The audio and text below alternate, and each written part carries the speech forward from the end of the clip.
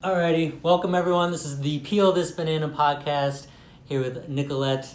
I'm gonna pronounce your last name wrong. Pantaleo? Yeah. Okay, there we go. Pulled her off the street. She works the corners here in Dallas.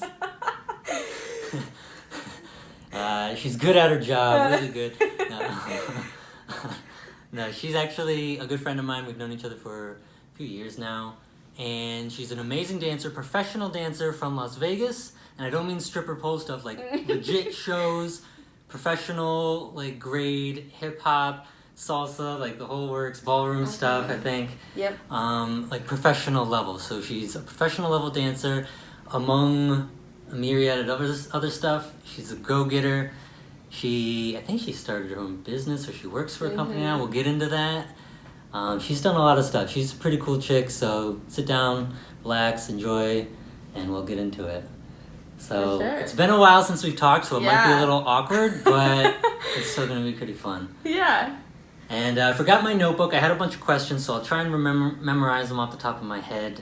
Okay. I think one of the first things is just like, what are you doing here in Dallas, basically? Oh, I guess I didn't really tell you, huh? No, not really. Okay, so I'm here for a convention for the company that I've started called QSciences. Okay. And so that is a health and wellness company.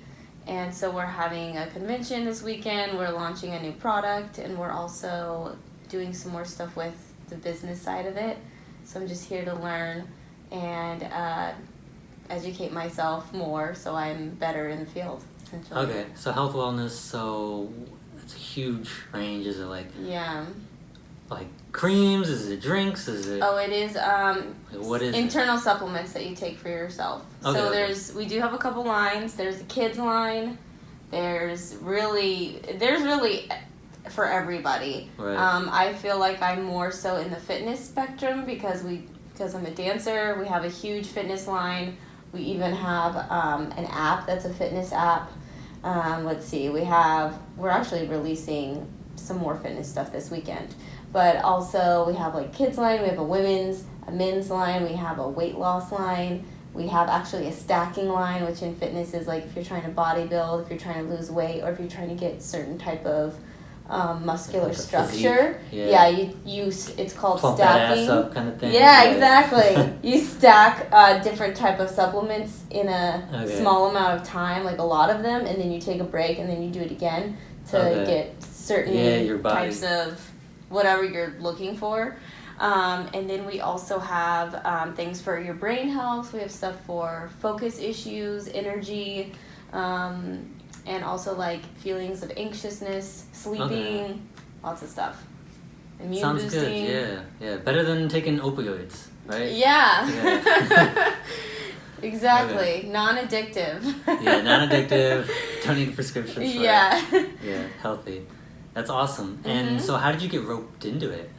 Roped into it might be the wrong phrasing, but like how did you decide to like, all right, this is what I'm going to kind of work with? So over COVID, a really good friend of mine named Shayla reached out to me. She said, hey, I have something that I think you would really like, and it's, really good for dancers, and so would you take a look? And I said, okay, sure, why not?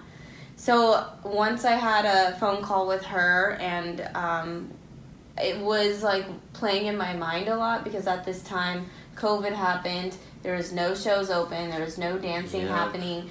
It was like unemployment was weird because you had to have a W-2, right? There wasn't this PUA thing. And so to me it was like, well, this is a great opportunity to make money at a time when dancers are going to be struggling and probably struggling for a really long time. Yeah. And things did happen. La Rev closed. Zumanity closed. Like big shows closed like forever and ever. And now those dancers, where are they going to go? What are they going to do? Yeah, those entertainers, And even when we had shows and we were gigging, what were you going to do the in-between times? Yeah. You know what I'm saying? So for those that don't know, like, as a professional dancer, it is freaking nuts to be one. As you know, it's like audition after audition, you get a job, but that only lasts like a few months, and then you're like, gotta hit back. So it takes a lot of grit to do what Nicolette does, and to make it work. Yeah. Which I've always like admired, like you and Matt and any of the professional dancers. I'm like, how the hell do they keep going? Like, it seems so difficult to me. It is. Especially when you're getting a no. Yeah. A lot of the time. Like the majority of the time. Is Majority like, of the time, I still get no's. So like, what was your process like with the COVID stuff? Like when that happened, shit. I don't know if you had a show. Were you still dancing with the '90s? No, that had ended. That was okay. That was over. Yeah. So that ended, but I had just started a new show. That's what I remember. Like it was called. Well, now it's changed, but it was called Burlesque After Dark. So it was like a non-nudity burlesque show, and then it's crazy. So I had one show, and then the COVID situation happened, and then about a month or two, they were like, oh, we're gonna open again. Yep. Blah blah blah. Okay, cool. So we went to rehearsal, and when we were there, the county person from like the county came, and they were like, you guys don't have the right license to have this, because you had to have like a lounge license, and you had to sell food and all this stuff at that time. Like, you couldn't just be a bar and be open. Right, you had to have all these restrictions. I remember. And so they literally shut it down right then and there. Jeez. So then they all of a sudden were having auditions and having all this stuff, and they didn't call me back. And I was like, okay, that's fine. That sucks. Yeah, it That sucks. sucks. Because they don't call you back, and then, you know. And it was like, oh shit, I'm in a show, I'm gonna get paid to be dancing, this is what I love to do, I get to do it every night. Mm-hmm. Like, it's a big deal, guys. It's like, think of any dream you had, that's like it for the dancers, essentially. It's like, just to be a consistent working dancer where you're making money enough to live is like, that's the dream. That's the goal. Essentially, yeah. Yeah. And it's extremely difficult for that to happen. I don't know why it is difficult. Like, I still haven't figured that out as to why it's such a struggle for dancers to have like a life, essentially, you know what I mean? Yeah. Like, it's such a strange thing. It is. Because I feel like you took all the time that you put in to gaining the skills, doing the training, and you put it in, you'd be like a doctorate, essentially. You know what I mean? You'd be a doctor. Like, the level of time and energy and shit that it takes is like equivalent to like being a professional doctor. Yeah. So it's strange that there's like not like a employment opportunity that's so like not easy, but there to kind of get a hold of. It's true. I had a question. So what was it like for you personally, like mental state wise, going through that COVID process as a dancer in Vegas? It was really emotional. I thought I was done dancing. Yeah. I started looking at 9-to-5 jobs. Yep. I literally was trying to be like going through a mental state almost of being okay with not dancing anymore. That's kind of what my mind was going towards. Yep. But then, things open up. It's almost like back to normal, sort of, not really. Yeah. But there's things happening again, and I'm, booking again. But the thing is, I was a freelancer for 2 years. Yeah. And that aspect hasn't really come back really a lot yet. Shows are opening, Yeah. Things are opening, clubs are opening, which is, consistent work. But when you lived as freelance from gig to gig, from event to event, there hasn't been that. That hasn't come back. That hasn't come back. Okay. In that capacity where they want dancers too. Because, we're the last people on the totem pole. Like, if they have more money, they're going to add that, You're kind of like these objects to place that look nice in the Exactly. Space, yeah. So, that's kind of like this right now. But there are some stuff that's come back, and then I said, I'm only 30, so fuck it. Why was I thinking that? Yeah, right. Yeah. I mean, we know dancers that are much older than that, and they're still doing the grind, doing the, I think Matt, I don't know, Matt is nuts to me, like, so yeah, trying to remember you're only 30, and that's still really young. I struggle with that sometimes. I'm like, shouldn't I have everything in place? Like, but who says who, So, yeah, that hits me as like, okay, shit, I can't get these gigs. I gotta look for a 9-to-5 job. But luckily, it seems like something else found you with the wellness stuff. Are you in like a sales capacity with that? Like, yeah, you're like, Like, what are you doing to make the money? So there is some direct sales aspect to it. However, it's not like, I would say Mary Kay would be a good example of like direct sales because they keep an inventory, right? They have parties and then they sell what they have. Yeah. So there's not that aspect of it. I don't have an inventory. I don't have parties. I don't go door to door and like sell things. It's more about relationship building with people in my industry and offering literally life-changing supplements as well. So there is the aspect of, okay, you can buy something from me and I'll make commission from it. But I also, it's network marketing. So it's building a team and it's going from there. And honestly, it's my first time ever doing it. Okay, I was about to ask if it was like the first time you tried that. Yeah, it's my first time. And I remember when I had this phone call with Shayla and them, I couldn't get it out of my mind. So I started researching like mini network marketing companies. Like what are all of them? What are the pros and cons? What is this? What is some of the histories? What's the the stigma? Bad ones. Yeah. And I honestly narrowed it down to this company and another company. And the other company, really the only reason is because I liked their products and I liked how they had a lot of products. But then I realized it's not really about the products. It's really about more than that. Yeah. It's more than just the community products. that you kind of build. Yeah, because I didn't come into this wanting to sell stuff, you know? Nobody wants to be sold to. I came into this community because of the people, because of the leaders, and because of the money. Because the reason why I'm doing it was for dancers, was for people to fill that void of in between gigs. They don't have to go get a job, a 9 to 5, and then quit this job to go do this gig, and then they have to find another job or whatever the situation is.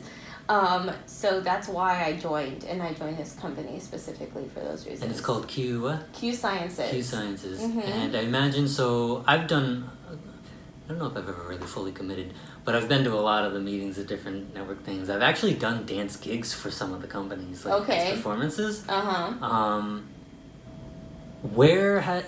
imagine it's pushed you in certain areas. Like, where do you feel that it's pushed you in terms of like your skill set? Because that's the benefit, in my opinion, for like, being a part of a network marketing team is like the skill set you learn is like freaking nuts, and you can take it no matter what happens. You're always going to have it in your life. Yes. So I don't know if you felt that, if you felt like you've grown in certain areas. Can you speak on that a little bit? Yeah, definitely. I think for any business owner, not in network marketing or in network marketing, literally anything across the board. You kind of are a business owner when you're doing that. But just in general, they have crazy trainings that are centered around, business, that are centered around mindset, that are centered around being selfless almost. Like understanding that point of view, understanding how to make connections with people, understanding how to be, what's the word? Like connect with people on a different level instead of, hey, how are you? Yeah, right. Do you know what I'm saying? And I feel like there's this other company that they preach a lot on like mindset and they make you read a bunch of books. In my opinion, it's a lot of fluff and it's like, okay, it's too much. Because there's to a point where it's like you actually have to do work. Yeah. You actually have to reach out to people. You have to actually, make a sale if you want to make money. But I really like them because this place, they're like kind of no bullshit. I don't like bullshit, you know that? Yeah. I like straight to the point. Straight to the point. Tell me what the hell it is. Okay, like I'm like very serious, so I like how it's like business tools. Like I use a lot of this stuff with my twerk company, honestly, what I've learned. So that's what I really enjoy about it too. With Twerk Team. With Twerk Team USA, that was like a whole chunk on my notebook that I didn't bring with me, but that's a good segue. Twerk Team USA. I remember when that didn't exist, and then you formed it, and it was like this whole new thing for you. It's awesome. So just explain it. You can explain it. I was about to, but I'm gonna not do it justice. Okay. And then I'd like you to explain how you've used the skills that you just explained you learned in Twerk Team USA. Okay, so Twerk Team USA is an LLC, and it is a twerk company which mission is to expand twerking into the entertainment realm and give it credibility, style, and technique. Okay. So instead of what the notion of twerking has been, is almost like haha funny, or you see it at a strip club funny, or whatever. But now you're seeing it put into choreography that's being put on primetime television. It literally is. Time. If you watch World of Dance, you've seen it, I guarantee you. Yes, but also with Megan Thee Stallion, Chris Brown. Yeah, music videos. Music videos, but also live TV on channels during a time when anybody can see it. Any like age group, so it's not just as it is still a sexualized type of dance, but it's to a point where it's almost like it's a fusion now. Like you can mix it up with hip hop, you can mix it up with whatever, it's a fitness kind of thing too. It is a fitness thing. I know so many people who have like twerk fitness classes because it's having a big butt is big. So. Well, I've also been with a few women that I wish took twerk classes because it would have been a better experience, like the stiffness. So like, So I'm all about it. It's good stuff. Mm-hmm. Train your twerking, ladies. Do it. Yeah. So I would say how that has transitioned for me from Q to twerking is on the business side is learning how to manage women. Learning to be a leader for women, because women have a lot of emotions and it's a lot, and some people want to throw in their 2 cents and whatnot, and then you have to be like, no, this is my company. So what's an example? Because I know you've done with Twerk Team a few music videos, right? Yeah. As well as like auditions for it, managing the team. Like, what's a specific like scenario or a specific thing that's happened where you've had to like manage these girls, and like what was the difficulty of it? Let's see. You don't have to name names, but like, can you give a little bit more of a concrete, specific like example? Yeah. I think over time, I'm just going to say over time, you start to, like, that's why I have auditions now, and I don't just like accept people on the team. I want to see who you are first. And I've heard people say this like on auditions and stuff, are you a good person? Are you, like, and I'm thinking, how do you know that from an audition? Or how are you going to know how my work ethic is? Or, whatever situation. Now I'm like, how is your work ethic? Do you show up on time? Or are you taking an hour and a half to stretch and we're trying to go full out? Like, that would be a specific issue where I had to yell at someone. Yeah, right. And I had to get, stern with them, like, this is not okay.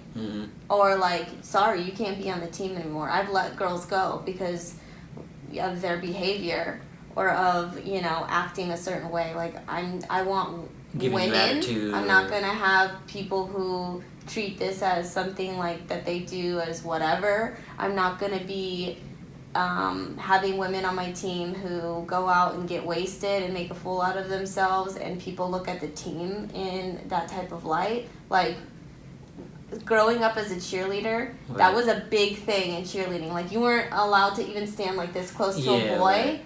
Like, they were like, you're a cheerleader, everyone's looking at you. You have to be professional. Yeah. And that's how I look at the team too. Like, are you being professional? Like, I don't care what you do in your spare time. I don't care what book, things that you book, all that kind of stuff.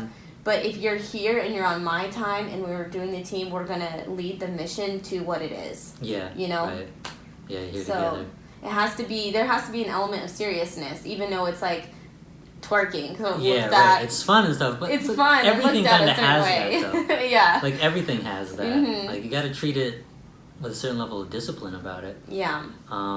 So how has that made you grown from starting it, being like, oh, anyone on the team can come on, or you're trying to run these events and then you notice like, oh shit, she's not being professional.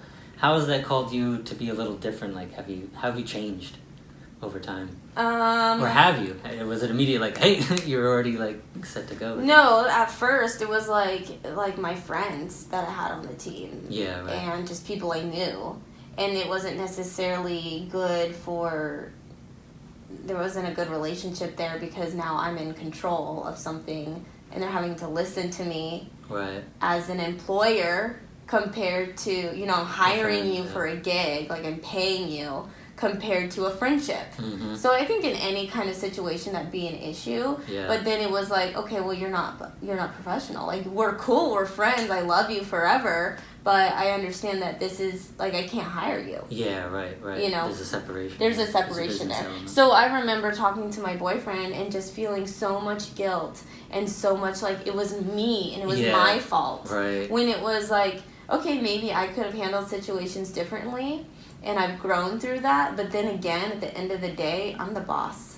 And it was hard to say that I'm the boss because they're my friends. Yeah. Or, you know, these are people I care about and I'm not trying to be pushy or mean or like, you know, make people not like me. Yeah, but at the end of the day, shit's got to get done. Mm-hmm. And like, this is my vision. So I have to make my vision look the best. Yeah. So I almost felt like guilty towards people. I didn't want to talk to them, or I felt like I was like, you know, I need to be shy. But then you did something wrong. I did something wrong. Yeah. But then after that, I was like, no, I'm not. This is what I have to be. But I just needed to be a better leader in that way, and I think that's what has come throughout. That's the a years. huge deal to work through that and like grow in that way. Like that's a big. Right. That's gonna carry you know your business doing this stuff. With QSciences as well as like anything else in the future, like I struggle. I've felt that too. Like it's like a people pleasing thing or something like that. You're like, am I going too far? But like, yeah. Would you say it's like a journey of like 1%? Like just the process of you being involved over time that got easier and easier, or was there like major moments or major things that are like, I can't do that anymore, or is it a combination? Just kind of growing and doing different things. You know, the more I do things, I always try to take every experience and learn from it. Even if it's to a point where I'm at a gig and I'm the employee and I'm having someone else be the employer. What's so good about why are they chosen as a leader? Let me look for that leader and the reason for that. A lot here in QSciences, there's someone who is an ex-professional dancer who is in my upline.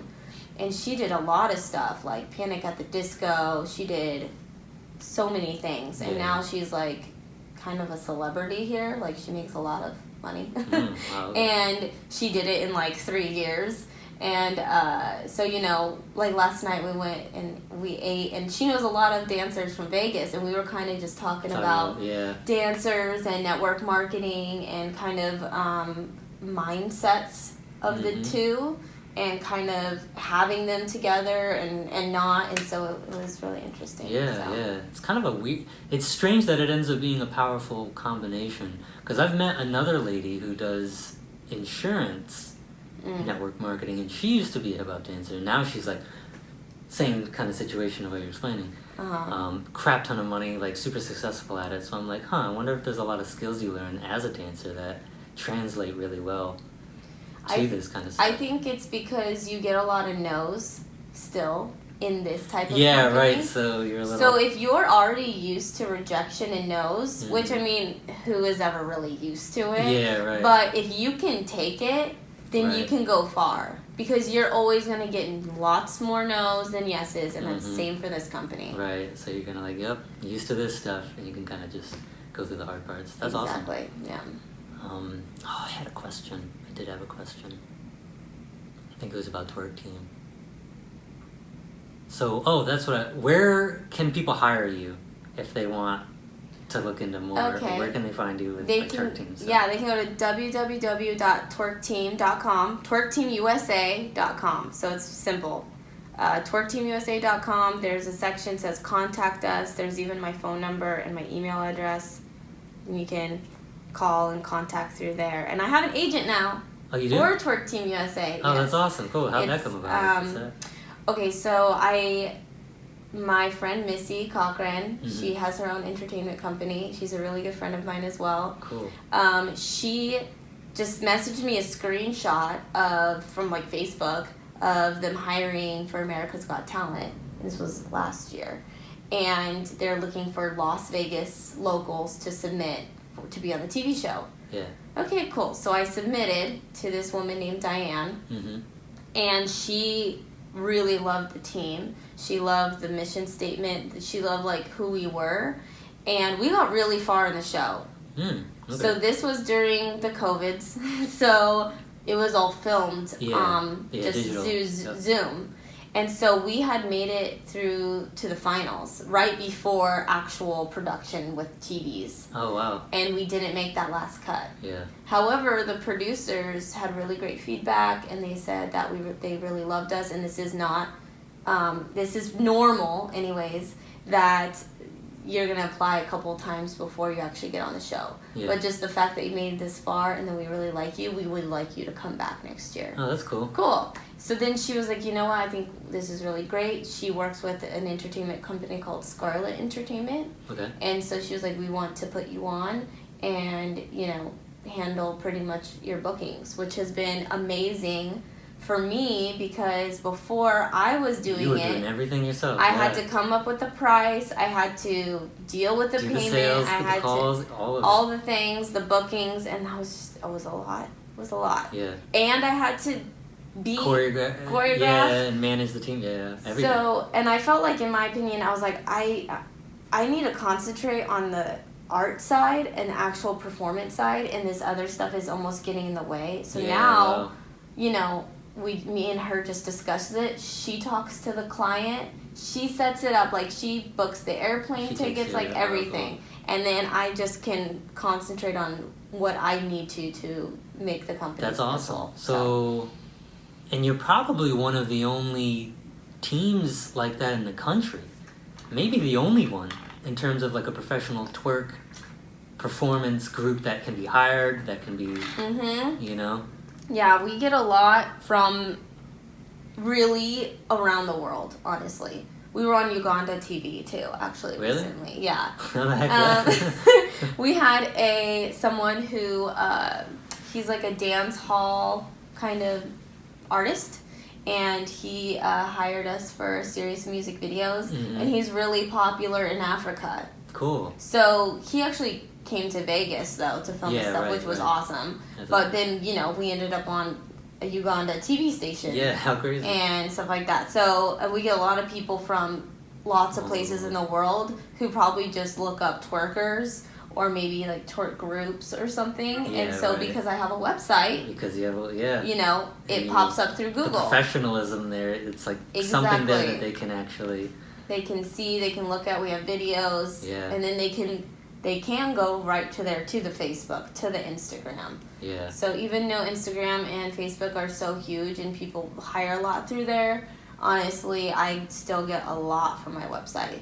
Yeah, I think that's amazing. The website is what draws them to see, and then they go into the other things, you know, when they're researching. See the kind of the product. Yeah. So is the agent really new? Like, is that brand new, or have you had it for a little while? Less than a year. Okay, that's awesome. So yeah, fairly new. Did you expect Twerk Team to kind of go in this direction from the beginning, or are you surprised that these opportunities have happened? This was the goal. Okay. This was the goal. You're like, this is what I'm going to make it. This is what I'm going to do with it. I wanted to make a community out of it. I wanted us to be recognized in the professional dance world. Also in Las Vegas, obviously. Yeah. Like in the Las Vegas dance scene, I wanted to be recognized. But also in a more professional element. So when I first started, I think I really pushed for the team to be more recognized in the community in Vegas. Yeah. But now I'm more so focused on being recognized globally and not just Las Vegas. It's like the level is kind of going up. Going up. Being recognized as professional dancers, professional twerkers, and not a community team from Las Vegas. Yeah, right. So. Seems like it's growing, you know? Yeah, we had auditions a couple months ago, and then we got some new girls, and we're doing some more gigs, and we came up with a music video, like our team music video, concept video, I guess you would call it. So, and then we're just, you know, doing as much as we can. That's freaking sweet. So, yeah. Okay. Yeah, you kind of have quite a bit going on then. Yeah. So you got Twerk Team. Is there anything else? I work a job. Like a regular job. Like a regular job. Wow. Well, sort of. I mean, I'm a dancing dealer. Oh, okay. Okay, so that's still... Yes. You still got that. I still got that. Because you did that, I think, even a few years ago, yes? Or no. I was a go-go dancer. That's right, it was a go-go dancer. I started go-going a little bit, but that company, she lost a lot of her accounts, and now she only has one account, so I'm just a fill-in. But it's been almost a year. It was October of last year. A brand new casino opened downtown. Okay. It's called Circa Las Vegas. Okay. And they hired a lot of dancers. They were looking for dancers. They weren't really looking for dealers. Yeah, they wanted dancers who they could teach to deal. Right. So there was a bunch of us. Experience. Now a lot of those dancers have left because, they went back to their shows or whatever. But there's still a lot that's there. But you deal between 40 minutes and an hour, and then you go dance on a box. Okay. So you just it's kind of rotate a good mix. all That's night. kind of fun. That's cool. Yeah. That's pretty sweet. Mm-hmm. And then you learn how to deal, which is like... Yeah. It's a major skill to have in Vegas City, Yes, I could actually use it around the world. Yeah, right, yeah. So I'm like... Any casino in the world will hire you if you're like, oh, I dealed in Vegas. Oh, okay, like, come Exactly. in. I really would love cool to in. do a carnival, like a cruise, because I've always wanted to do a cruise. Just be on it. And I've never been that type of dancer because they always want like ballerinas. Yeah. Or Like showgirls. Disney kind of, or like, yeah, I know what you mean. Yeah. Yeah, and I never have fit that role. But now I could go and travel because I can deal. You can deal. Wow. Yeah. Total. So yeah, it's One up on the I know. resume. That's pretty sweet. That's pretty cool. I imagine the pay is pretty decent. The pay is very decent. Yeah, I was gonna say like it's gotta be pretty dang good. I had no idea that dealers made what they that make. Yes. Dang. All right. So wow, how fortunate. You kind of made it work. You kind of like, with the whole COVID thing, a lot of people had to like. I mean, you felt it. You're like, shit. I gotta make something fucking work. Like, right. Where the hell's the money at? Like, I gotta. And of course. Yeah, I'm not surprised that you found the way. Like, you've always been, I don't know, able to do that in a way. Like, you're kind of a survivor. Like, you got, like, grit to you. So that's cool. I'm glad to hear that you're doing kind of well with that. Yeah. Yeah, and, I started listening to a lot of Dave Ramsey, too, like, podcasts as I... Like, manage money and everything yeah, like that. COVID, because then it was like, oh, shit, you can't get your debt in order. Like. Yeah, and now it's like, okay, I'm trying to, I want to buy a home that has an in-home studio, so I don't have to keep renting studios. Yeah, right. I have your own space. I spend a lot of money on studios, on dance studios. Do you? You're renting all the time? All the time. And thank God, like, I have Culture Shock as a studio, and they give me a pretty good discount. Yeah. But still, if I'm there for 4 hours, that's $80. Yeah, right. Yep. You know? Mm-hmm. So I was like, I just need a big enough space where I can have my own home studio, and then I can just do everything there. Yeah, so right. That's what I'm working That's kind of towards. the next vision. Yeah. That's cool. Exactly. That's awesome. Wow, buying your own home. Could be a good... It's a weird time. I'm not going to buy till... I'm not even going to look until January. Yeah, I kind of agree too with much. that. It's, everywhere is going up. The Dallas market is absolutely... It's stupid, really. It doesn't even make sense. I don't know who the hell's buying, but... My friend, okay, she lives in Carson City, Nevada. Mm-hmm. Small town. There's one high school. Okay? Yep. I'm aware of Carson City. Very small town. This house is pretty small, cute. It's in a cute neighborhood. It sold for $420,000. Hey. I was like, first of all, there is no way in hell that house is actually worth that much. Yeah, you that can is look at it and be like... When I think of almost $500,000 house, Yep. that's a big ass house. That's a big ass house, yeah. This is a dinky little house. Yep. Literally, it has Carson City too. In Carson City. In Carson City, Nevada, like not a whole lot going on. No, and I was like, this house is more worth like maybe 150 to 2. Oh wow, okay, that's small. That's small. Yeah, it's 420. That's insane. So you're just kind of like, I'm stacking cash, preparing. Yeah. For the opportunity to like strike. Exactly. That's kind of what I'm doing with my money now. Mm-hmm. I'm taking all my money and putting it out into like different avenue stocks, but to kind of like stockhold to be able to pounce on opportunities when they like, right? Because the market is so freaking strange. Economy's so strange right now. Yeah. It is. Which I think that's really cool. You're kind of unique in that way in terms of a female who's interested in money. Like, I don't run across a lot of women who are like have that. I don't want to say logical because it's not even that. It's just you care about it. Like, there's a discipline that you bring to it. Like, no, I need to care about my goddamn money. Like, I feel like it's rare with young women. They don't typically put that level of interest or care into it. Where did that come from for you? So it's funny because someone who's really dear to me, she passed away a few months ago, but she would always say to me, like, she'd always make fun of me because I would always save money. Like, even when I was, like, a really little kid, like, my mom would give me $10. Yeah. I was like, oh, what do you want to go get? Oh, no, I'm going to put it in my pinky ring. Yeah. I'm going to put it away. Yeah. And so I've always been that kind of, like, weird with money, like, I don't want to spend it. But now it's crazy because I will spend money on business stuff, and I will drop a lot of money to make my business successful. Yeah, right. Where I don't do that, like, necessarily on myself or whatnot. But yeah, right. To me, I see gains in you have to spend money to make money, especially when you have a dance team where you need costumes and you need fucking all this stuff to make it work. You know what I'm saying?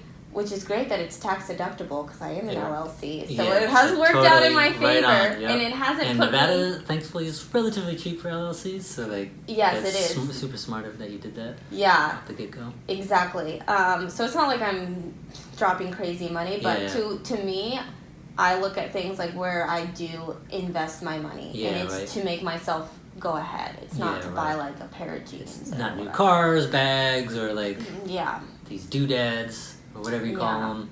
Yeah. Mm-hmm. So you feel like, would you say that your emotional experience is like when you do buy something for the business, it almost has the same quality as someone who is buying like a personal bag? Like, ooh, a personal bag. You're like, ooh, this thing for business or whatever. Do you have that, or is it not like that? So I'm going to compare it a lot to women that I work with. Okay. Specifically because we make a lot of money at dancing dealing. Okay.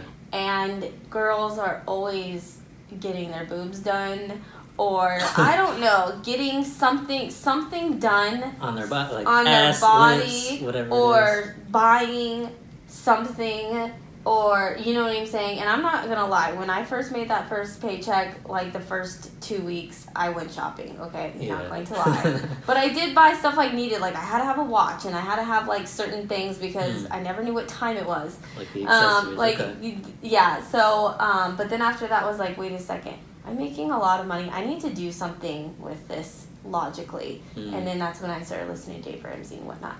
But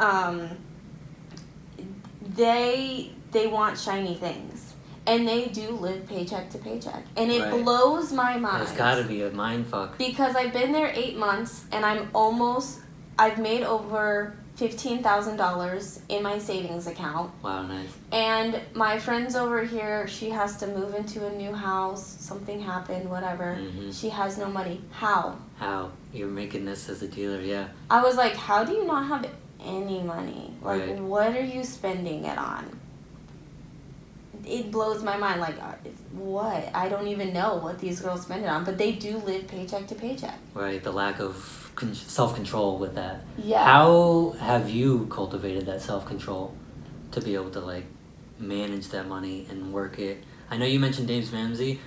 I bet half of those women, if you said Dave Ramsey, they wouldn't know who you're even talking about. For those that don't know, Dave Ramsey's like... he's a financial expert. Yeah. He really helps people with debt issues, I'd say would be kind of the main... More debt issues. Main thing, but he's a really smart guy. Like, he's not a dummy, and he can help... He's helped millions of people with, like, changing their entire financial life around, so... Yeah. Yeah, it's pretty cool that you follow him. But, like, the fact that you even have an interest in that, like, what... Can you unravel that emotional? Because that's like an emotional experience. Like the difference between you and those women at your job is like they're like in la la delusion land. Like, oh, I got the money and I get the bling, and like I don't know how they're acting, but they're like, I need a new ass or like whatever it is. Well, I would say that writing down goals and setting goals for myself. Okay. You know, like I had this vision of buying a house. so now I want to, like, I think about it all the time. Like, what kind of house I want. I want one with a studio. Why do I want a studio? Because I want this studio to be successful in my home, that I can always be having these rehearsals for all these different things that I'm doing. Or just choreographing. Like, I'm always in the fucking bathroom. I'm just in the bathroom because it's the only place where there's a mirror. Trying to work stuff out, and there's not really enough space for you to really like so I kind of and I'm like, okay, well, I have to try this out when I have more space, but also I want to be financially free, and I still want to dance, and I still want to pursue my entertainment career, and you need money. Yeah. Because I can't rely on gigs to pay my bills. Honestly. If I truly want to do what I want to do, that's, in my opinion, what I have to do, is get my finances in order so that I have the space. I have the space to do that. And then obviously I'm going to be getting jobs that pay the bills. I mean, I've done it before where I was freelancing for 2 years. But I want to be able to train. I want to not have to go to work at 7 p.m. I want to take those classes. I want to have money so I can take those classes and not just, do whatever. Like, I want to live this type of lifestyle, and I need the funds to do it. Right. And then you're working. So setting goals and going for them. How has it been to balance this kind of vision and this, like, this is where I'm going to go, with the people in your personal life? Like, is that difficult? Has it been difficult? Are they on your side? Like, just the world of that. Well, I tend to burn myself out a lot, and it's something that I've struggled with, but I've gotten better at. Okay, that's good. But my boyfriend, he definitely feels like second, but he is. Poor Just. I know. Hang in there, buddy. I mean, I love him, but I think he feels sometimes like he's put on the back burner. But I'm not going to lie, he definitely is. But I've gotten better at recognizing that and, putting in time to be with him, because he has made me a better person, I feel like. And I need that time to just, like, not do work and be with someone I love. Yeah. But I tend to get a little crazy and, like, go, and then I burn myself out, and then I'm just like... You don't have energy to give to, different things. So what have you done to, like, improve that? Like, how have you made any changes with that? I have to write down how much sleep I get. Like, really? I literally have to pencil it in. Wow, okay. Or, I'm not even kidding, or else I will pencil in way too much, and then all of a sudden, I'll look at my calendar, and I'm like, wait a second, I'm only sleeping 2 hours. Or wait a second, I have no time to even eat. Yeah, wow. Wait a second, I'm not going to see my boyfriend for 3 days. That's kind of an issue. So now I have to write it down, and it may sound stupid, but it's made it better. Like, okay, Nicolette, Sunday, like, for example, I get back home on Sunday, and all these girls wanted me to pick up their shift because I wasn't working. And I was like, well, technically I could, and I was like going in my head, like, maybe I should, blah, blah, blah. And then I was like, no, Nicolette, that is your time to hang out with your boyfriend. Right. Because you're going to be home kind of early. You're going to be able to have the whole day. You can rest. So I like rest, and that's it. Like, just chill. Right. So. Does a part of you feel guilty for putting in that rest time? Yes. Really? It's, What's the guilt feeling like? Like, what is that? Like, I feel like I have to do something. But now I've gotten to a point where I'm resting at least 2 days a week. So I can go ham 5 days a week. Right. So I'm allowing myself, as long as I get 6 to 8 hours of sleep, I can go ham. Right. So when I keep that up, because I feel like I'm always refueled, okay, I've had 2 days, I've been able to sleep, now I can go ham, and I don't feel so bad. Right. But if I'm, like, constantly, like, because there's times where I've been emotional or I've gotten into ruts where I don't want to do anything, and I sleep all day, and you're burnt out, and all those feelings too, and then I start feeling guilty. Or if I said yes to something and then it ends up that I should have said no, and then I tell them, hey, like, I thought I could do this, but I'm really sorry I can't. Oh my god, it's Yeah, like like having a kills heart you. attack. Right. But I've been reading this book, and it's by this woman, can't think of her name. But it's called Becoming Superwoman, and it's talking about how she was like this, and then she had a crazy mental breakdown where she was like in a mental hospital, so please, no, okay. But she talks about saying no, and she gives instances and also examples on how to say no. Yeah. So I've been using that a little bit as my way to help me not to manage all that. Yeah. So what's been an example where you've gotten to say no? Okay, this was a good example. She talks about a fitness class that she goes to, and this is a good fitness class. She loves it, and I now joined this gym, and that has classes, and I like certain fitness classes. And instead of saying like, instead I won't go to the fitness class, it's like, no, I made that a priority. So like, sorry, but I'm working out my favorite fitness class that time. Yeah, right. But my wheels would turn, and she talks about this too. Well, it's fine. I guess I could not go this week. And I used to always do that and say no, and then I want to get my fitness in, and then I wouldn't feel good about myself because that's a really big... It's not for you. Yeah, that's a really good reliever for me to go to the gym, because I put my phone away. I don't bring it in the room, and I see some girls, like, or, even guys, like, on their phone before class starts. For me, I stretch. It's away, and I'm in the class, and I don't think about anything else, and... and that's a good way for me to release energy, and so I've kept that and made sure that I keep that, Yeah, so you've learned to kind of say, hey, it's okay to have this for myself, and that's a priority. So it's like you're kind of keeping something for you instead of dispersing your energy out to like the rest of the world. And so, I think maybe all of us, because I still feel that way sometimes. Not so much because I'm such a loner right now. Like, I'm just doing my own thing, but I haven't had to say no to anyone because I'm like, it's just me. Right. But yeah, do you feel guilty for taking these things for yourself? I think I already just asked you this question, but I want to like kind of give it a little more nuance. Like taking the rest day on Sunday, taking the workout class.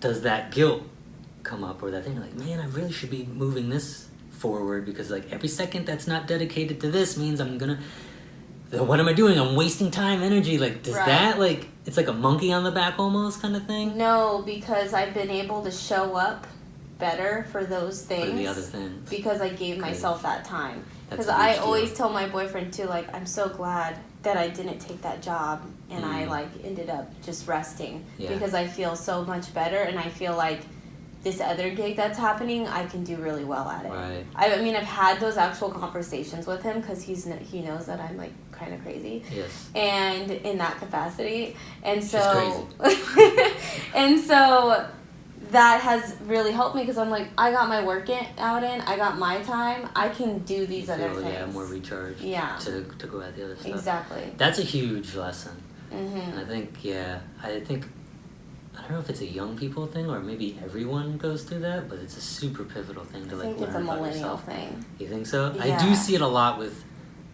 us younger millennials and younger generation. Like, it's like this low hum of it's either anxiety or it's like it's like crazy. You know what I mean? We gotta make it work. Right. I deal with that myself, having to like let that go, meditate. I do a lot of breathing. Breath work for me has been like the savior, learning to breathe properly.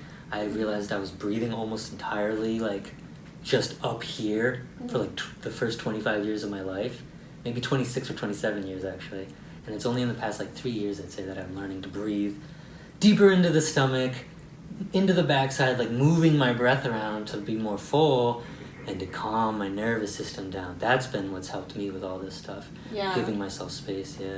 The new one I learned, sorry, I have to say, because I'm like, it's brand new. I've learned this in like the past month, and it's like the coolest thing ever. Less than a month. So normally you're like, oh, take a deep breath, inhale. I've stopped doing that. I'm now doing, forcefully contract and breathe the air out. What happens at the end of it is you have to breathe in. It's almost like a weird rubber band that happens. Where you contract so deep into the back there that the rubber band effect fills you up really naturally. Mm. If you want, you can try it right now. Okay. You try and just, like, you're gonna have to, you'll suck your stomach in, it'll push in. You want to think about just pushing all the air out. Okay. All the air out, just, and then, you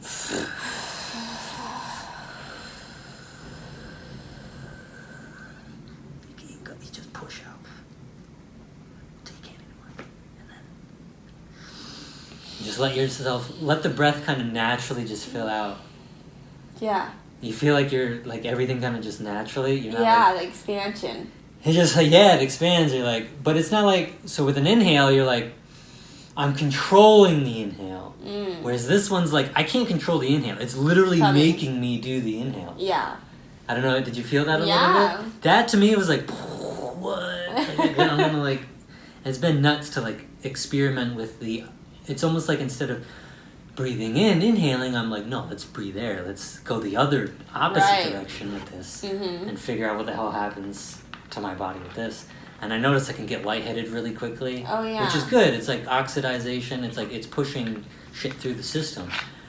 And so like I've heard about breath work before, actually. That's been huge for me because I realized, I mean, I've said it on other podcasts, but I was born really premature. I mean, look at me. Look at the skinniness of this wrist. Like, I'm a small guy. Like, I don't got a lot to me, right? Uh-huh. And so, and I grew up that. I was the smallest boy in my grade, like, just smallest and weakest physically.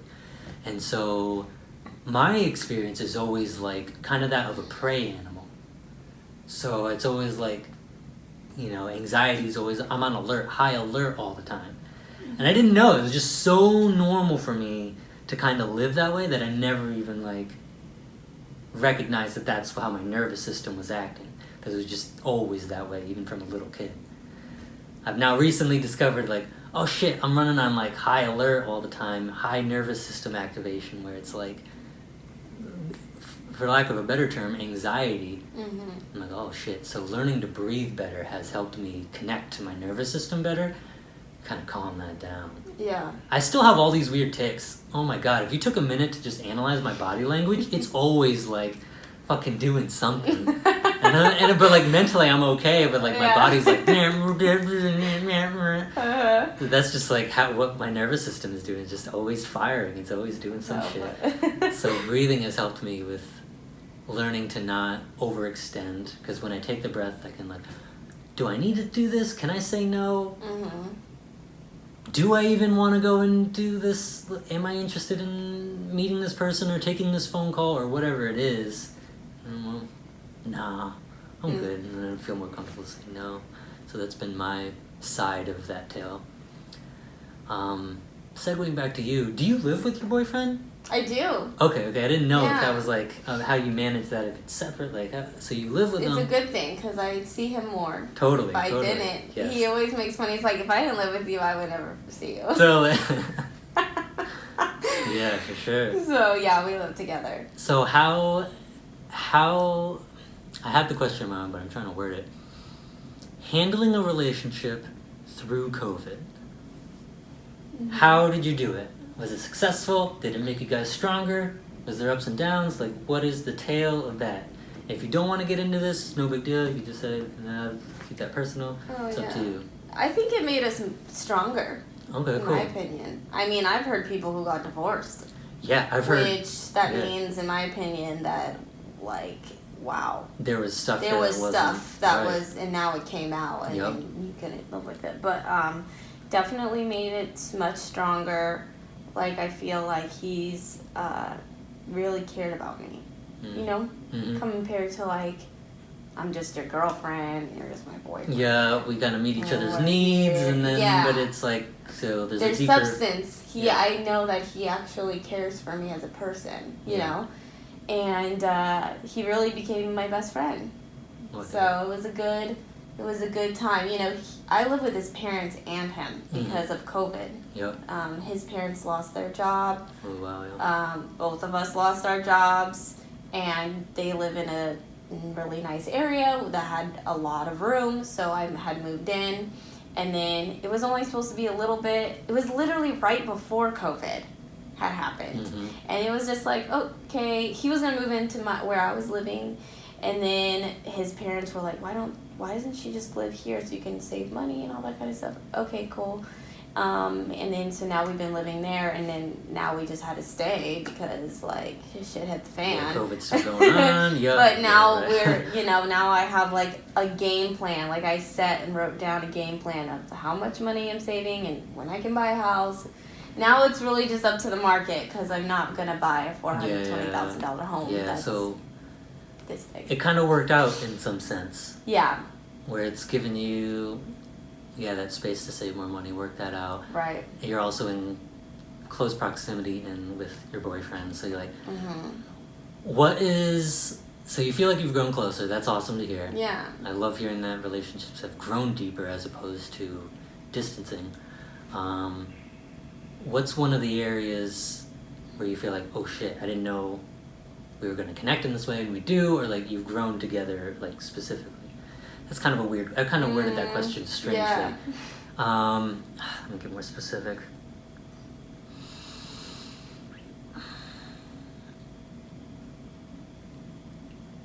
So like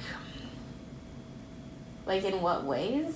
Yeah, what ways have you grown together? Kind of like been more vulnerable with each other, or what's the goddamn word? I know this word and I can't think about it. But yeah, being more vulnerable with each other and built the connection together. Specifically, I mean, I don't know. We were just together 24/7. Like, we'd wake up and it was kind of like, hey, what do we do? It's like another day. It was like that weird. Had you lived with a intimate partner before? No. So this is the first? Well, I had somewhat lived with an ex, but it wasn't, we weren't like living, I lived there for like a couple months. I went to Italy to study abroad, and then we broke up. Yeah. So I wouldn't really count that. Yeah. This is like, we're actually living together. So yes, this is my first time living with someone, and it's funny because I'm such a Scorpio that I love being by myself. I just love it. I'd rather just nobody be there at all. Okay. And I could totally just be completely by myself and be happy. But it's been great to have someone there and be totally like normal and relaxed around somebody for, the first time living with someone. Right. Was that surprising for you to see in yourself? I think so, because now it's weird, because now I'm here by myself, right? And before it'd be like, this is awesome, by myself, but now I'm like, sad. Yeah, right. Like, I miss him. Yeah, totally. But usually I'd be like, I was so excited to have a couple days before the convention started to be here by myself, and I was like, cool, I'm going to be by myself, I don't have to be with anybody, and I'm like, why I wish my boyfriend was here, Yeah, really. I'm supposed to feel good, like what's going on? Right, so I think that aspect has changed a lot for me, yeah. Is that scary to see in yourself? Like or you're like, no, I'm glad I'm like that? Yeah, no, I'm glad because I have been kind of more tough on the outside, and my mom always used to make fun of me, like, you're never going to get married or anything. You just want to be by yourself. Putting walls up in subtle ways. Right, but now it's like, okay, I obviously can do it, Mom. Yeah, right, you can let someone in. I can let someone in and live with them and not control everything and be in a relationship. Okay. So yeah, you're living with him. Are you kind of a control freak? Do you like start trying to like control things that he's doing? Like, oh, you can't do da. Like, what's been that? I am controlling in a sense of like I like things a certain way, but I have definitely for sure been like, oh, I don't really, it's fine. And I noticed that it comes out in my choreography too. Where there'd be I remember when I first started Twerk Team, I was like, every single little detail has to look work. Right. Now I'm just like, do whatever over here. And, right. Like on last Monday, it was crazy. So I booked a job as choreographer and a director for this gig that was happening in Lake Tahoe. Cool. But the smoke had gotten so bad that my flight got canceled. Wow. So I couldn't be there. And we were having a rehearsal. While you're not there. And I wasn't there, so we had to do it through Zoom. So there was a lot of points where I was like, you know what, do whatever you want right here. Wow. Okay, why don't you just freestyle? Or it was just kind of like, fuck it. Okay, right. You know what I'm saying? Like, I'm not going to control this whole thing. Wow. Yeah. You know? But then there were some parts I was like, okay, you need to go over the choreography. But that Right. was obvious. It wasn't like it was crazy details. It was just kind of like, okay. So now I've learned to... You can lighten up a little bit. To lighten up. Make it... I've lightened up a lot. I've lightened up a lot. But I think it's also because I'm 30 now. I'm not young and like don't know what's happening. Like I have experience, and so now I'm using that in that perspective. Right. You're trusting what you've learned. Yeah, but Scorpios have known to be control freaks, and Right. I'm a hardcore Scorpio. My moon is in Scorpio. Everything Scorpio? No, Everything my Scorpio? rising is in Aries. That's still pretty like Yes. hard. Like it doesn't help. It doesn't really help doesn't the balance cause, that out. but That's so funny. Yeah. What's Yus? Do you know what he is? yeah, Like, he's how a does- Virgo. Well, he's on the cusp of being a Virgo and being a Leo. Okay. So he's a Virgo because he's very calm. He's very down to earth. Mm-hmm. You know, That's an Earth sign. it's an Earth sign. Okay. But he does have the Leo, which is the fire. But I think that's more so, in, like with his dance career or like with his boxing. I would say more so specifically because now he's more so into boxing. And He's kind of transitioned. he has really transitioned out of dance. Oh wow. Which has been kind of like a crazy time for us. Him more so because Totally. It's so he's retired from dance. Wow, like he's made that transition or like decision internally. Yeah. That's really difficult. That's super difficult. I thought I was going to do that when I moved to Portland. And then I ended up moving here and I'm like, no, I'm going to try dance again. Like, so that's crazy that he... But I assume he loves boxing, but it's still been tough for him, like... Well, now he's really dived into boxing. I mean, he's even talked about getting clients and stuff. I mean, I feel like he still doesn't really know what he wants to do. Which I'm Is the transition still relatively new between letting go, dance, and... Yeah. Yeah, so that makes sense. You're going to go through that. I mean, he's done gigs here and there, but he's not in zoologic anymore, so he's not teaching, and he's not living as a dancer. Yeah, that's a tough transition. Yeah. But maybe it'll come around, I don't know. I don't care what he does. Just do something. Just do something. He doesn't want to dance, I get it. Yeah. He's 39 years old. Yeah. You know, like... He's older. His knees are hurting, like he's a break dancer, like he can't really bend one of his knees. Yeah, that's I get it. So it's like... Breakdancing is tough. Time. He can still do all the things, but it just hurts his body. Yeah, you're like, is it worth it anymore? Is it like... Yeah, and he told me the other day, he's like, wow, my body has been feeling so much better, and it doesn't hurt since I stopped dancing. Wow. Like, he feels like yeah. his body feels good. It's actually feeling something. That's a big deal. Yeah. So that's I think, a big part of why he is okay with it, because he feels so good. Yeah, that's a big deal. Right and now. everything else will start being better when your body feels better. And if he loves boxing, that's fucking cool too. You can do that for a while, I feel like. I don't know, I'm not familiar with the boxing world, so I don't know, but... Yeah, I mean, he does it more so on the fitness aspect. Yeah. Compared to, like, he doesn't, like... Well, yeah, I know he's not... An amateur, fighting, fighter. He doesn't right. care to do that. But he's really good, and he's good at training people, so it's like... Totally. He could go on that. It's a good transition from dancing. breakdance teaching into that. He understands what it takes, and both of those are actually pretty similar in a lot of ways, I feel like. Yeah, I mean, you have to have rhythm for boxing too, because Yep. he's taught me some stuff, and he goes like, use the rhythm of your feet, like use this like bounce, Stepping, know. and the quick movements, and I can imagine it's a good transition. Exactly. Culturally too, weirdly enough. Mm-hmm. Is he Puerto Rican? He is Filipino. Filipino. He is? Yeah. Why did I think he was? I'm sorry, I thought he was South American, some kind of thing. A lot of people think he's Spanish yeah. to a point where they will speak Spanish to him. That's funny, yeah. Like, oh, you're.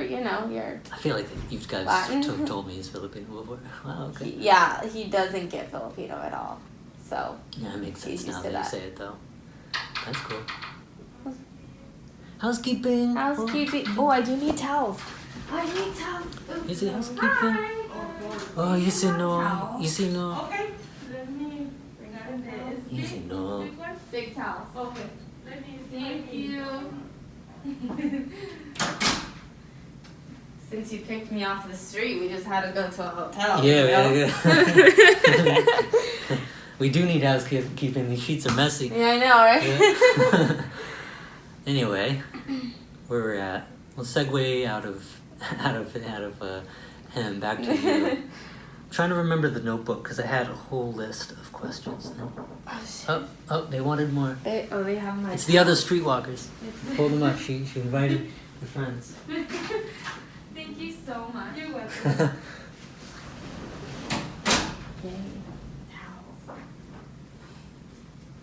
So we're talking about dance.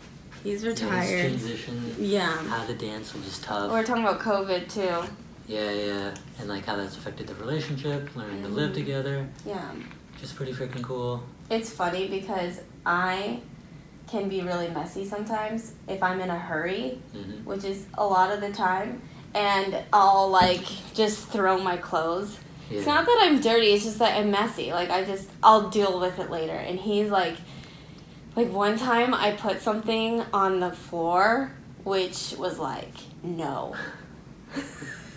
That does not go on the floor. Like, that needs to be hung up. Yeah. He's very like, everything gets put away and it has a place and it's like nice Orderly. and neat. And I'm like, you should see my drawer for like my go-go stuff. It's just an explosion. Well, it's funny because it's like you're very go, diligent, professional externally, but then like the inner world, say, ends up, you can kind of see it unravel. So my ex-girlfriend Tui was a lot like that. Man, super go-getter, professional, like she could make anything happen. Clothes everywhere, just in a world like bathroom, like, you know what I mean, just like dirty everywhere. And it's like, that's an interesting thing to notice. So it's funny to see that kind of pattern repeat. I don't know what that means psychologically, but it's just a funny pattern to kind of notice. Yeah. With certain like personality types. It's just funny. So it's good that I have like my own room that I can just destroy. Oh, you do? And it's Okay, funny that's cool. because he'll come in the room when it's all nice and clean, and he's like, "Oh my God, I can walk in here." Yeah, that's funny. Yes, my go-go stuff's not all over the floor. That's funny. That's cool. Well, that's cool to hear that the relationship has actually grown closer. Mm-hmm. You would say over the time. 'Cause Yeah. like I said, you've known people that it's gone the other way. I've known people and heard stories it's gone the other way. So yeah, because COVID, I mean, yeah, now you're with each other 24/7. You really kind of get to learn a lot about yourself and the other person. Yeah. What would you say is the one thing you've grown the most of in terms of handling an intimate relationship due to the COVID stuff? Or due to that experience? Wait, what was the question? What is the one thing that you've learned about yourself the most? I learned about myself. Yeah. Or have learned / grown with yourself in terms of handling an intimate relationship due to this experience? Let's see. I don't know. I guess that you're not one person, that you're two people with two different interests. And sometimes I still kind of do that a little bit where it's like more about me, but I'm an only child, and that's like my thing that I go to, you know, because it's always only been about me. Mm-hmm. But then I'm like, wait, there's another person, you know, and you have to have them have a say and whatnot. Like, the best example would be going to Disneyland. We love to go there, and I'm always like, let's do this. But he's like, but I really want to do this. Oh, yeah. So you get like, okay, you can go and do that. And it's okay. I can let myself, which goes back kind of being a control freak and whatnot. Yeah. But I think that's definitely been, I guess, one thing. Okay. Well, if you weren't that way previously and you're learning to tap into that part of yourself more, that's a big deal. Like, Yeah. I always think of it, this is very kind of a scientific way to think about it, but any little change in a trajectory of your personality or whatever, over time, it ends up going in a whole different direction, right? In the beginning, it's like little. Yeah. But like 5 years from now, just because you learn to tap into that aspect of yourself, growing into that, maybe it goes, where you end up in life will change. Right. Totally. Just by changing a little bit of a degree, over time. Yeah, definitely. Changes. They talk about that a lot, IQ. Oh, really? Just a tiny bit. Yeah. If you just did a little bit, that little bit turns into a lot. Because it's a just different like Dave trajectory, Ramsey. Yeah. Same thing, yeah. If you just keep doing that little bit, well, guess what? Over time, a little bit turns into a lot. Right. Yeah, my version is connecting more to my body more. I had no connection to like my emotional state for such a long time. And so like the past, I would say 3 to 4 years that's been the biggest element of my personal journey, is learning like, oh, that's what that feeling is internally? That's what that is? You mean I'm angry? Oh shit, okay, I didn't know I was angry. And that sounds stupid. It is stupid. It is very elementary. That is heartbreak? Like, oh, okay, because I've had a couple breakups and stuff like that. It's like, oh shit, that's heartbreak? Oh shit, I didn't even know that's what that was. Right. Okay, like, oh, now I gotta transition and process that feeling. Oh, that's what grief is? Because I've had, like, family members die. Yeah, I remember. Yeah, like, multiple of them. My grandfather passed the other year. So, like, I'm learning more about, like, oh, that's what grief actually feels like. Oh, that's what this actually is. And it sounds so stupid, but, like, that's been a big element of, like, my growth, is changing, like, oh, okay, yep, I'm dealing with that. Yeah, I know that turned really vague there too quickly, but I didn't know what else to say about it. I'm trying to think. Here's another question, and I've been trying to like think of a series of questions that I need to ask every podcast. Okay. And guest that comes on. Like, yeah. I need to like have a sequence of questions that I make sure that I ask all of them. So you're kind of like the first one. You're like the guinea pig of it. Okay. I only have one question. But it's, what is your deepest value and why? My deepest value? Your deepest value. Oh my goodness gracious. Yeah. There's a second follow-up question to this that I don't know if I want to ask it because it's I don't know how to handle the question really. But anyway, what's your deepest value and why? Deepest value. Fucking A. Let's see. Fucking A. Shit. Shit, bro. I think that I am really hungry. Meaning, like, for success. Okay, you're legit like, I need a goddamn sandwich. And I have that, like, really burning in me, like, burning desire to constantly either be better or be successful. Okay. And to a point where it like I said, I do burnout and stuff like that. But I think it is also good because, yes, I've dealt with my burnout and I've learned how to control it so I don't get burnt out and I don't get this sickness anymore and blah, blah, blah. But my hunger is still really there. And there was a point where COVID where it was kind of like, it went out a little bit. And I felt that. But now it's in a different direction because, for example, there was a audition last week and they did a typecasting and they cut us. And if you were too short, you needed to go. Yep. And it was to a point where it was almost like, be professional and understand that you're too short, you need to leave. And that's what I did.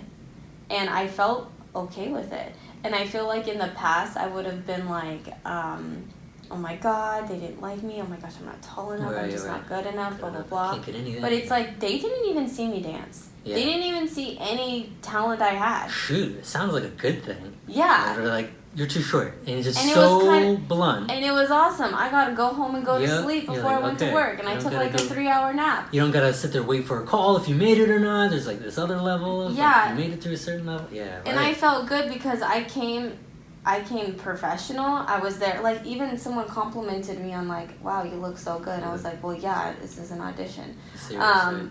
And I see some girls who just come in like their like pajamas, sweatpants. Yeah. And I'm thinking like, they asked for hot, like sexy dancers. Yeah. Like, you got to come looking like you're an entertainer. Right.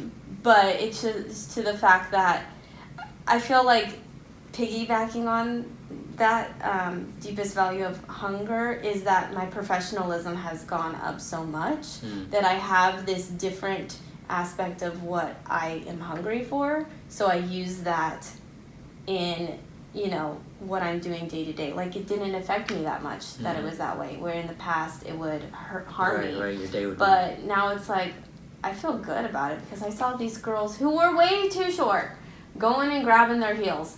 Because you grab a heel, you're not going to be that tall. That girl was like 5'9". Yeah. Like, you just won't be that tall. Right. It's not going to happen for you. Be professional because you don't know where that choreographer is going to see you again and be annoyed with you that last time you didn't leave. Yeah, right. You know? Mm-hmm. Like, That's that's a good what point. I think about. Yeah. And I think that now it's like, okay, cool, I didn't get this job, but I'm so hungry for more jobs that I look at it in that perspective. Like, how is that person going to view me professionally so that I can continue to work and not be hindered or be taken out because I didn't leave that other audition? Yeah, right. So hunger, what, if we take that a layer deeper, what is the hunger after? Like, what is it after? Like I said, success. But what does that mean to you then? I think it means being financially free. Having that burden kind of like not be a detriment in your life. Yeah, it does feel good to not live paycheck to paycheck or having to take this gig because I need to put gas in my car or do whatever. Or like, I don't know, something happened where it was like someone's birthday and then she wanted to go somewhere and you had to pay and it wasn't like, oh, I don't have money. It was like, you, right? okay, Right. that's fine, I have the money. It's like, whatever. Okay. So success to you is having that freedom. It's having the freedom to choose what you want to do Yeah. when you want to do it. Okay. Yeah. And tapped into the hunger aspect of it too. Yeah, because like I said, I'm not done dancing. I'm not done. Now I'm acting, which is a new Oh yeah, kind that of was on thing. the sheet. Thank you. Yes, that was actually on the notebook. Was that you recently just did? I don't know what you did. If it was a commercial, a movie, or what So it it's was. a TV series. TV series. I got called it wrong on all accounts. African Twist. Yeah. It is a Las Vegas-based company called, what are they called? 1111 or 1121? I think they're 1121 Productions, but they're new. Okay. They're a new company. I'm not really even sure what their background is in making any kind of production of this scale. Yeah. But I guess during COVID, it's like a wife and a husband, and the wife wrote this series. And then they literally bought the cameras, bought all the equipment, and I was like, oh wow, like they did this on their own. Wow. So it's a very low budget base, but they have a high goal to sell to Netflix. Yeah. Which, who knows if that's going to happen, but aim high and settle for less. That's how I feel. I mean, there's a whole bunch of different networks too they could go to. Now Hulu, there's so options, many. Yeah. Peacock, I mean, Yeah. there's so many. So I actually didn't know how I got it at first because they messaged me on Instagram. Oh, interesting. Okay. And Just out of the blue. You didn't go to any audition or anything like that? No. Okay. But then I asked them, like, how did you hear about me? Because they're Nigerian, and I've been in a Nigerian movie. Whoa. Okay. And I had a speaking part in the Nigerian movie. Interesting. Okay. And I had no idea what I was doing then, but I just came and I just, let myself go and just went full at it in that scene, and the producer really liked me. And they said, wow, you did a really good job, we really love you. Like, they really liked me. So I was like, okay, maybe they know each other or something. Yeah, totally. But I actually auditioned through Backstage. They put it on Backstage. Oh, okay. And he said that he couldn't message me back because he would have to pay, a fee or something. Yeah. So he just found me on Instagram. Yeah, that's so funny. And I was like, oh, okay, Right. because I wasn't sure how I got it, you know. So ended up, I'm actually a pretty big role in it, to a point where I went and got an acting coach and started taking classes. And wow, acting is so crazy. Like, as a dancer, you don't have to talk or anything. And even the thinking about talking was like, that's scary, but now it's like more so tapping into that feeling and the emotion that you need to. It's the expression. Yeah, and it's not acting. It's you have to be like real. That thing. You have to be real. Whatever it is. Just. Yeah. So that's brand new for you. Yeah. How did you acted in the previous Nigerian movie? Did you do anything prior to that? You know, I've done like tiny little things, not to this scale and not to this level. How has it hit you in terms of interest level? You're like, whoa, I really fucking love this shit. Has it hit you almost like a super new hobby, or is it like, wow, this is really cool and I definitely want to explore this more? Like, what level has it hit you on? I definitely think this is a great segue for me from dancing to acting. You know, yes, I feel like I would like to dance for a few more years, but how many more years do I have of this? Because I'm already considered old as a dancer. I mean, we all know that. 30s, But surprisingly nowadays, like, you know, you can dance until you're 50 if you're in circle, if you keep your body well and all those things. But I think it is a great transition for me from being a dancer to continuing being an entertainer to continue as an actor. Yeah. You know, so I got to work with a really amazing actress. She's a really well-known Nigerian actress. And now I understand what it's like to play off people, to play people into their emotions. So, like, what do you mean? Like, give me an example here. Like, what have you learned? Like, if there was a scene and there's a conversation, instead of me saying my lines or saying lines that you think you're supposed to feel, you just react to them with so your it's lines. Not even in the script, say, they're saying their line and then you're just naturally giving a reaction based off of that? Yes. As if you're obviously that person in that real situation. Yeah. And so it's kind of like improv, isn't it? Or that element of it is I think so. It's not necessarily improv, but it's knowing your character. Okay. And it's being real. Like, they want to see real. That's why actors who win Oscars and stuff is because they're... It's like a juice. Yeah, and I can kind of compare it to when I was in I Love the 90s, because I knew we went over the choreo so much that I didn't even have to think about the choreo.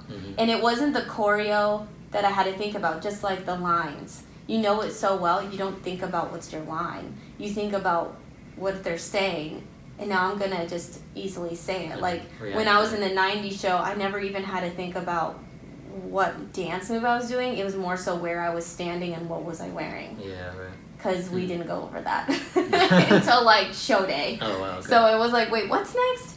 But then we got our shit together. But for this one, it shouldn't ever be about what's my line. It should be about what are they saying, and you just react to what they're saying.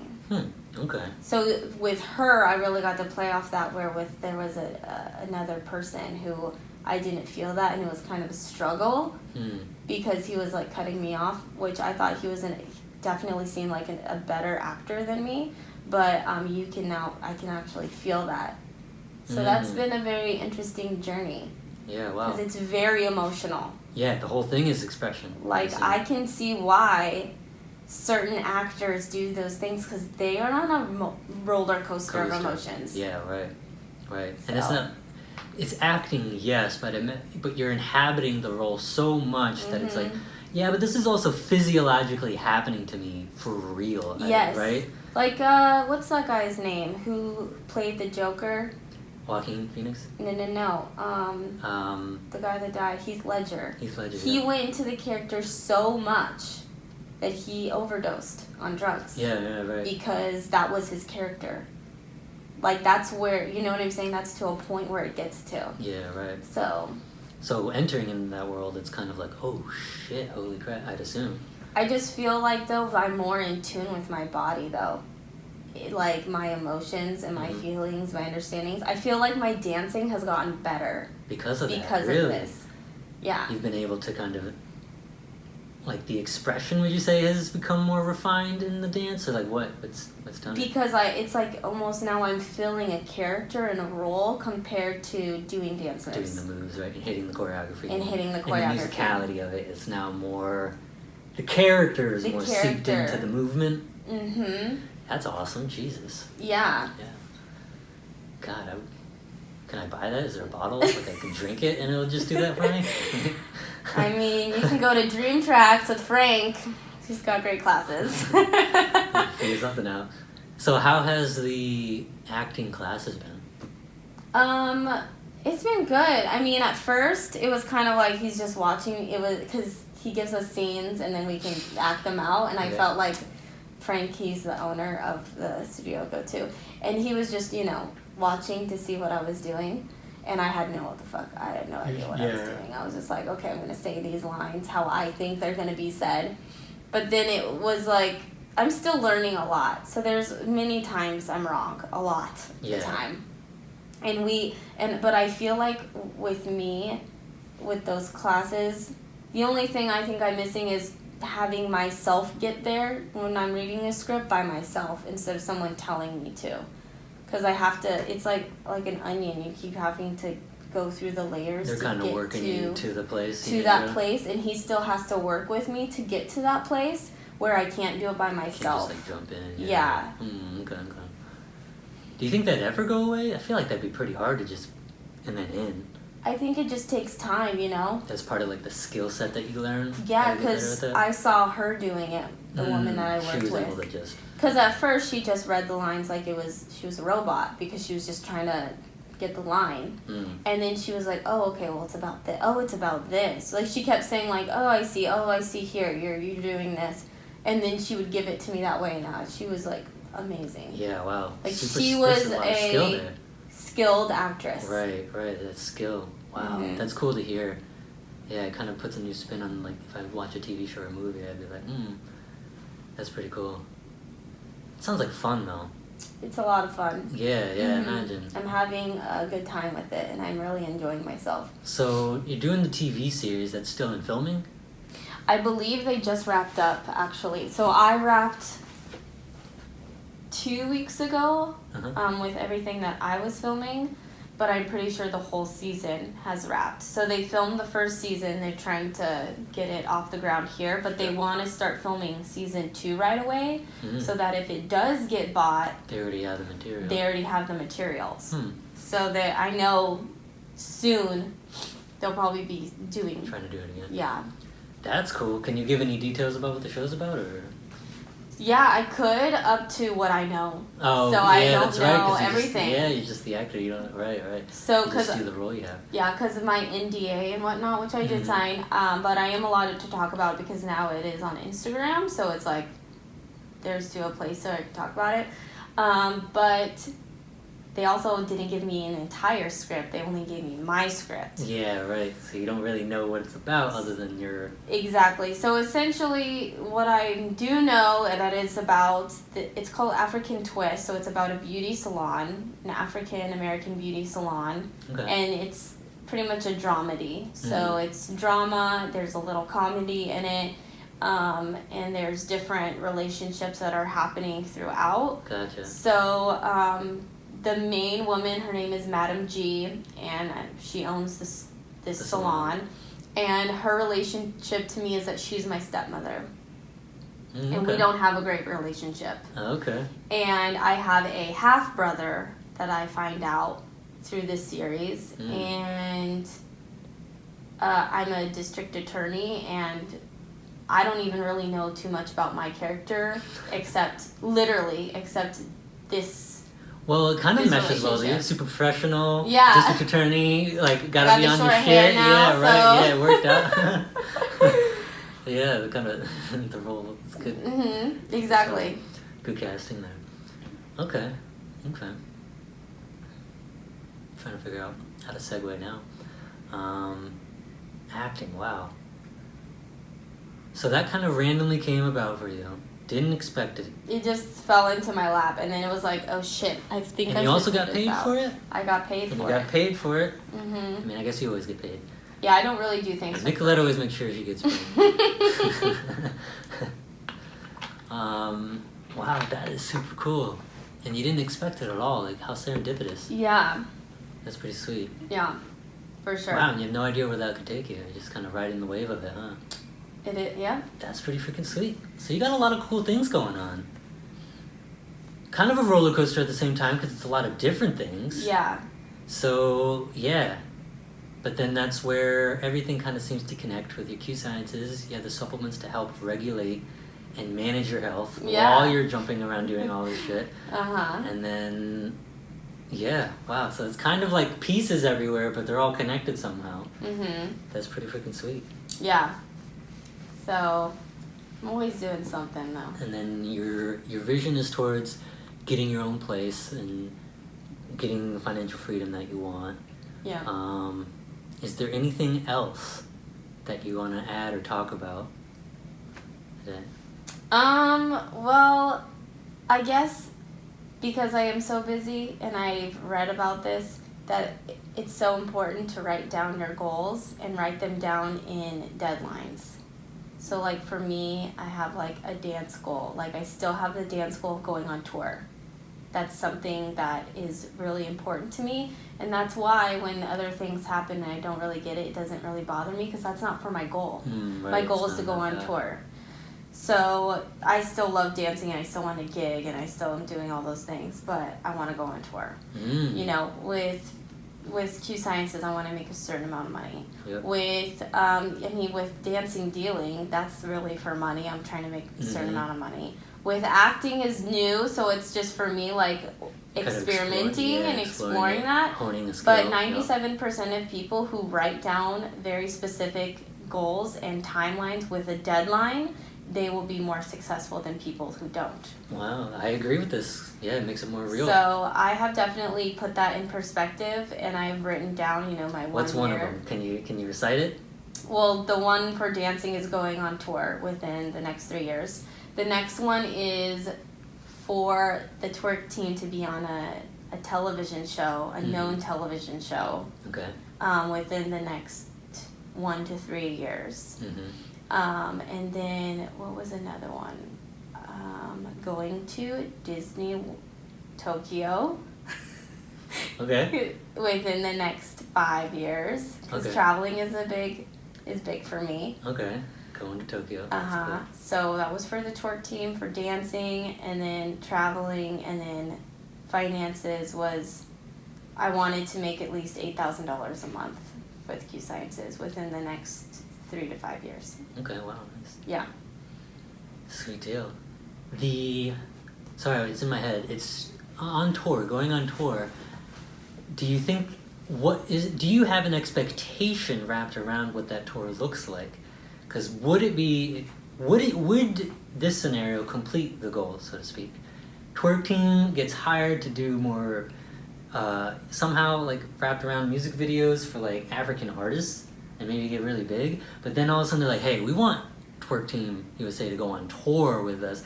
Next thing you know, you're going on an African tour with a famous rapper. Does that count still? That counts. Okay, all right. As long as I can travel and dance. And it's on. It doesn't really matter Gotcha. the spectrum of what the dancing, of like, who it's with, what it's with, as long as it's those two aspects. Gotcha. Okay. Yeah. Yeah. So I don't know why I thought, because I could see that happening for some reason. I don't know why. We've been I've talked to some people saying that they want dancers to go with them on tour, but then it's just been weird with COVID.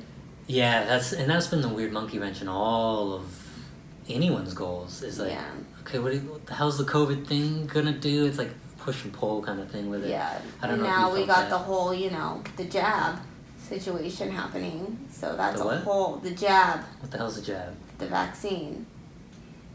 What? The I don't vaccine. know this. The COVID vaccine. Yeah, no, but what do you mean? Well, a lot of people are like they won't hire you unless you have it.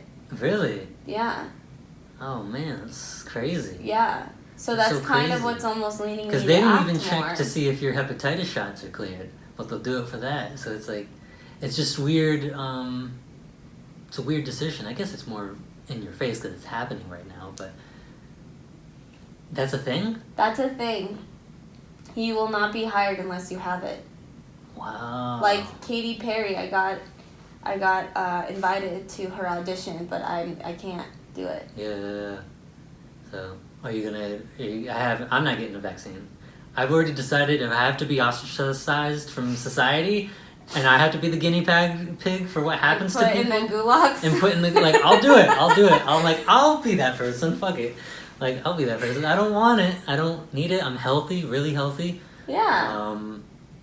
Yeah, that's my personal decision. I get where people are coming from in terms of like, yeah, but it's for other people. But it's like, all of these arguments are pretty skin deep. Like, they're not very well thought out and they're not very deep, in my opinion. Honestly, if it shouldn't, it's kind of ridiculous for you to say for people to say that as an argument, because how does that person live their lifestyle? Yeah, exactly. Because are they going out to McDonald's all the time? Are they working out? There's so Do many they have a lot of nuances, stress? All this stuff, and it's like that could be a big factor to their health, and it has absolutely nothing to do with me at all. Right. And you can die from so many other things, like influenza A, influenza B, cancer. Cancer's a big one. HIV. I don't. Car crash. Yeah. Car crash. Anything. Yeah. My thing is just. Yeah. Just how much fear of death are you going to allow to like kind of take over your embodied experience here on Earth? Like for me, I'm like, I'd have to be living in fear all the time to like agree with that. So I don't want that for myself. Yeah. I've accepted what that might mean consequentially for like if it keeps going down more rigorous. Like, all right, you need a vaccine card and you need this and you can't. I'm like, okay, then I'll figure out how to cook and I'll figure out how to hunt and I'll fucking buy some land and make my own farm. Like, I'll go that distance. I don't care.